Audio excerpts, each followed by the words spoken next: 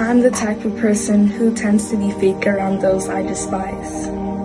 For example, if someone is hurting and I have a grudge against a person, I will be my usual self and comfort the person and listen attentively to what they have to say. But deep down, when I'm not around the person, a lot of things against that person occurs in my mind.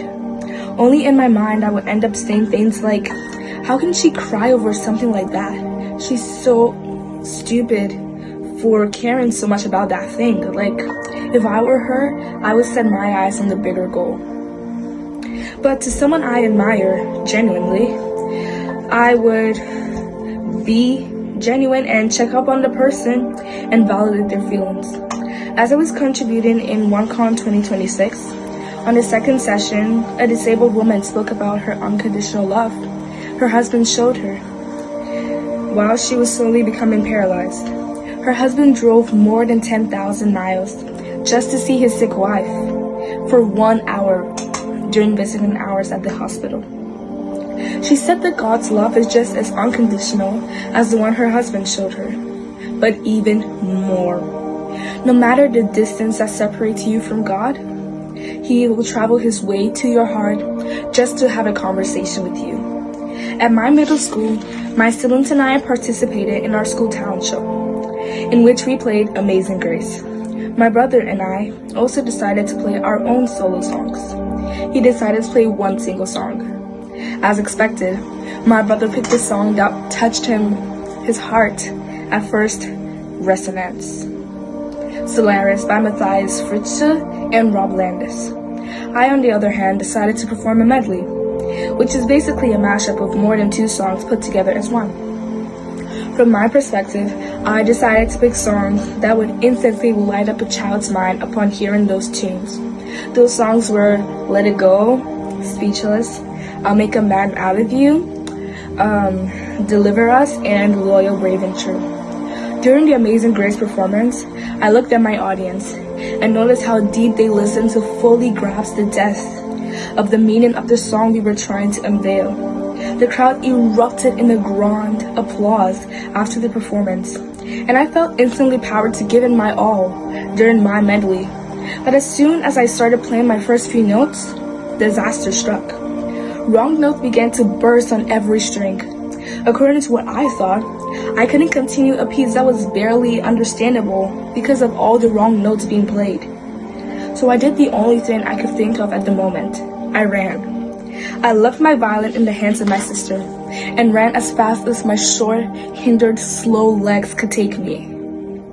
Off the stage, I fled to the corners of the school in which I knew no one would find me. Sobbing and crying, I got mad at God for making me make a fool out of myself. Because at every talent show, everyone is going to remember that one older kid who decided to perform and only ended up embarrassing herself. It made it so crystal clear why older kids never perform at a talent show. Well, in my head, I kept on thinking, why did God abandon me like that?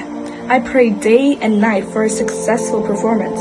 I even dedicated a mass for this particular reason. Since I go to a Catholic school, before I graduated, I would join the masses and we would partake in them at the chapel. As I was in the school hiding from whoever might be looking for me, I overheard chatter in the hallway. There were 2 girls speaking, in which one of them I disliked very much. The 2 girls were talking about me.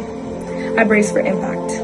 I didn't want their hurtful words to pierce my heart to make me avoid the path of playing music. Instead, what came out of their mouths weren't hurtful and rude as I expected. Instead, they were warm and friendly.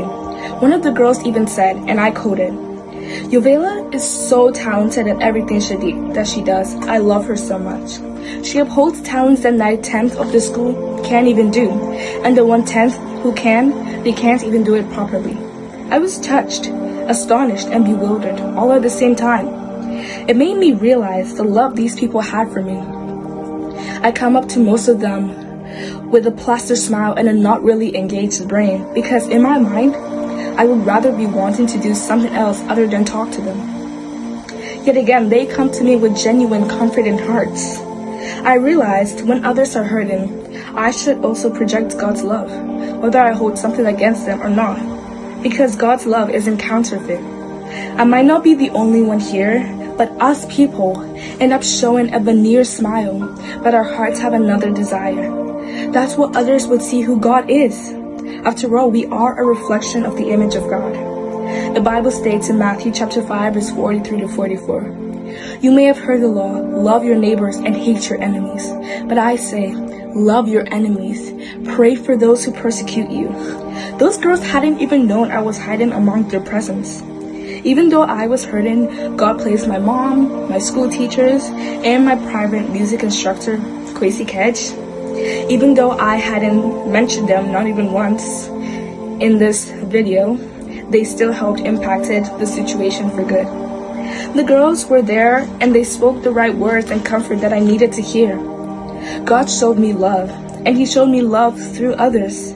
Now it's my job to project that love back to our diverse world. After all, we are all God's people who deserve love.